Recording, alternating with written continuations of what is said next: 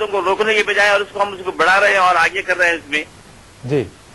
اور اسی کے سلسلے میں دوسرا سوال یہ ہے کہ ہمارے معاشرے میں جو بدعتوں کا جو رواج ہے غم اور خوشی کے موقع پر جیسے 20واں 40واں جو کرنا ہے وہ کہاں تک جائز ہے؟ وہ بہتر. میں جناب علماء صاحب سے میں یہ استدعا کروں گا کہ سب تفصیلی جواب دے میرے کو. بہتر صاحب بہتر. بہت بہت شکریہ آپ نے ہمیں جدہ سے کال کیا.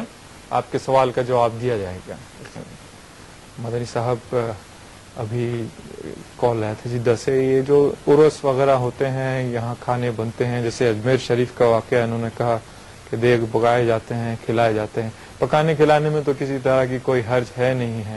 وہ نام اللہ کا ہی لیا جاتا ہے. ہر چیز جو بنتی ہے اللہ کے ہی نام سے بنتی ہے. ذرہ ذرہ اللہ کی جو ہے بندگی اپنا ذکر کر رہا ہے اللہ تعالیٰ کا. تو کوئی چیز غیر اللہ سے مانوس بھی کر دیتا ہے کوئی تو حقیقت تو اس کا وجود نہیں ہے حقیقت. تو کھانا وغیرہ اور بدعت سے متعلق عرس وغیرہ یہ سارے سوالات انہوں نے پوچھے ہیں. اس سے متعلق جواب. وعلیکم السلام ورحمۃ اللہ وبرکاتہ. اللہ سبحانہ و تعالیٰ آپ کے توحید کے جذبے کو بڑھائے اور اسی طریقے سے شرک اور بدعت کے بارے میں آپ کے اندر جو جذبہ پایا جاتا ہے اس کی جو مخالفت پائی جاتی ہے اللہ سبحانہ و تعالیٰ ہر مسلمان کے اندر اس کو تازہ کرے تاکہ لوگوں کو شرک سمجھ میں آئے, تاکہ لوگوں کو بدعت سمجھ میں آئے. تو جنرل میں آپ کو اصول بتاتا ہوں, آپ خود سمجھدار ہیں سمجھ سکتے ہیں. جہاں کہیں بھی شرک پایا جائے چاہے وہ مسلم ہو چاہے غیر مسلم ہو وہ کھانا آپ نہیں کھا سکتے. اور اسی طریقے سے جہاں کہیں بھی بدعت پائی جائے وہاں پر ایک مسلمان کے لیے جائز نہیں ہے کہ وہ ان بدعتوں کو اٹینڈ کرے. تو ایسے وقت پر آپ خود فیصلہ کر لیجئے کہ اگر کہیں پر شرک ہو رہا ہے جہاں کہیں بھی آپ جا رہے ہیں جو بھی آپ نے مقامات کے نام لیے جہاں کہیں بھی تو ظاہر بات ہے وہ چیز نہیں کھا سکتے. جنرل اصول ہے. جہاں کہیں بھی بدعت ہو رہی ہے اگر آپ جہاں کہیں بھی اٹینڈ کریں گے یقیناً وہاں پر بدعت ہو رہی ہے تو ظاہر بات ہے ایک مسلمان کو ان بدعتی کاموں میں حصہ نہیں لینا چاہیے. یہ جنرل اصول انشاءاللہ آپ کے لیے کافی ہے. اور اس سے پہلے جہاں تک جو سوال آیا تھا کہ مچھلی کا گل پھڑا کھا سکتے ہیں نہیں کھا سکتے, غالباً کیونکہ آواز واضح نہیں تھی برابر سن نہیں پایا, ہو سکتا ہے کہ یہی سوال تھا. اگر یہ سوال تھا تو اللہ سبحانہ و تعالیٰ نے سورہ مائدہ سورہ نمبر 5 کے اندر احل لکم صید البحری تو سمندر کی ساری چیزیں حلال کر دی گئی ہیں. اور نبی اکرم صلی اللہ علیہ وسلم نے فرمایا الحل میتتہ, اور نبی اکرم صلی اللہ علیہ وسلم نے فرمایا کہ اس کا مردار تک حلال ہے. سمندر کا مردار تک حلال کر دیا گیا ہے سوائے ان جانوروں کے اگر میڈیکل ویو پوائنٹ سے یہ بتایا جائے کہ آپ کے جسم کو کچھ نقصان ہو سکتا ہے تو ایسے وقت پر سورہ نساء سورہ نمبر 4 آیت نمبر 29 کی روشنی میں نقصان دہ چیزوں سے اپنے آپ کو بچانا چاہیے. اس کے علاوہ جو بھی چیزیں فائدہ مند ہیں آپ کھا سکتے ہیں. بکرا حلال ہے کا مطلب یہ نہیں کہ آدمی اس کی سینگ کھا جائے. بکرا حلال ہے کا مطلب یہ نہیں ہے کہ آدمی اس کے کھر کھا جائے. یعنی مطلب ہے کہ خود بخود بائی ڈیفالٹ یہ سمجھا جا سکتا ہے کہ اس کے اندر جو نقصان دہ چیزیں ہیں وہ آپ کو کھانی نہیں ہے. امید کہ آپ کا جواب مکمل ہو. لائن پر ایک کالر ہیں ہمارے. ہیلو ہیلو السلام علیکم. جی وعلیکم السلام ورحمہ. جی کون صاحب بول رہے ہیں؟ سلطان بات کر رہا ہوں حیدرآباد سے. جی آپ کا سوال بتائیے. سوال یہ ہے کہ آج کل کئی کھانے پینے کی اشیاء میں جو پیکیجڈ آتی ہیں بسکٹ ہے کیڈبری وغیرہ جی اس میں ای پروڈکٹس ایملسیفائرز کی ایک لسٹ ہے جی جس کا ریسنٹلی انکشاف ہوا ہے جی جی جس میں سور کی چربی ملائی جاتی ہے. جی تو کئی کھانے پینے کی جو روزمرہ کی استعمال کی اشیاء ہیں جی اس میں شبہ پیدا ہو گیا ہے. جی جی تو اس کو کھانا کس حد تک درست ہے جی اور یہ ایک لمبی چوڑی لسٹ ہے ان چیزوں کی. جی تو اس میں جو ہے اس کا استعمال کس طرح ساری ہماری قوم ترک کرنی چاہیے.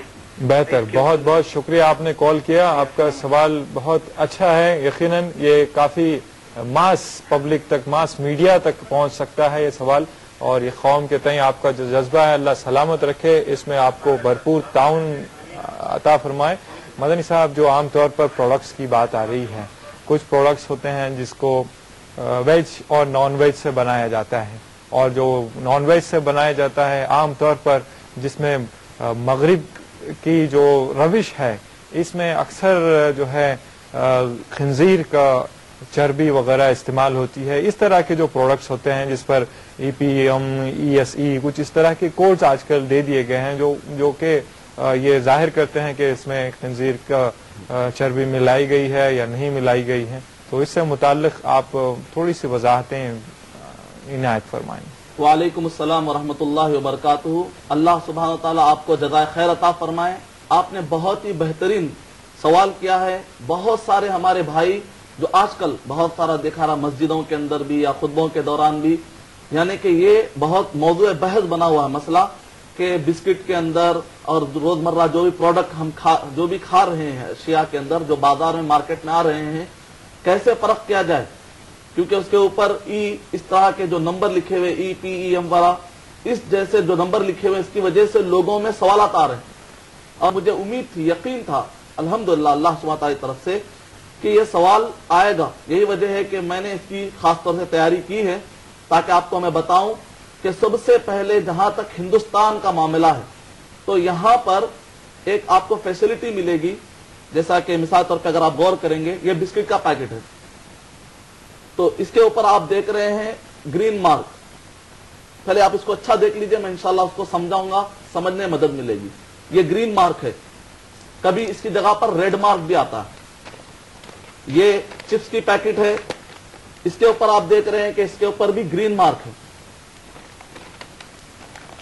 और इसी तरीके से आमतौर पर टेस्टिंग पाउडर, अजीना मोटो के बारे में बहुत ज्यादा सवाल आते हैं। कई मरतबा मैंने सुना है कि बाद हजरात ने कह दिया कि बिरयानी नहीं खानी चाहिए होटल में, या food item Chinese food noodles वगैरह नहीं खाना चाहिए। क्यों? उसके लिए कि उसके अंदर अजीना मोटो पाया जाता है। हालांकि अगर आप इसमें भी देखेंगे ग्रीन मार्क पाया जा रहा है। तो ये जो ग्रीन मार्क है, आप इसको पहले अच्छी तरह से गौर से देखें, इसके बाद मैं आपको समझाऊंगा। ये हिंदुस्तान गवर्नमेंट की जानिब से एक बेहतरीन पहल और बेहतरीन सुविधा कि उसने एक बेहतरीन एक कदम उठाया है। जैसा कि मैंने इंटरनेट से ये अगर आप देखेंगे एज मार्क, ये डिपार्टमेंट है जिसके अंदर पूरे फॉर्म भरे जाते हैं गवर्नमेंट की जानिब से। जितने प्रोडक्ट वाले जो कोई भी बनाते हैं या मार्केटिंग करते हैं, उन सबको फाइल की शक्ल में पहले सबमिट करना चाहते हैं। फाइल की शक्ल में उनको सबमिट करना पड़ेगा कि वो लोग प्रोडक्ट में क्या इंग्रेडिएंट्स मिला रहे हैं, क्या चीजें मिलाई जा रही हैं, क्या मादे मिलाए जा रहे हैं, पहले पेश करना जरूरी होगा। तब जाकर सर्टिफिकेट दी जाती है कि इसके अंदर हरे का मतलब होता है, हरे रंग का मतलब होता है कि इसके अंदर गोश्त का कोई भी हिस्सा नहीं है, ना मछली का, ना मुर्गी का, ना किसी भी जानवर का कोई भी हिस्सा नहीं है। ये चूंकि अहम मसला है, मैं थोड़ा तफसील से बताना चाहता हूं क्योंकि बहुत अहम मसला है। तो इसके अंदर गोश्त का कोई भी हिस्सा नहीं होता। ग्रीन मार्क का मतलब ये होता है। तो ऐसे वक्त पर जब भी आप दुकान जाएं तो ऐसे वक्त पर चॉकलेट, हर चीज के अंदर गवर्नमेंट की तरफ से जरूरी है कि जो लोग भी कोई भी चीज मार्केट में लाए तो उसके ऊपर ये मार्क रहेगा। कभी बाद वक्त आपको छोटे छोटे चॉकलेट्स पर हो सकता है कि ना मिले, वैसे छोटे चॉकलेट्स पर भी आ रहा है मार्क।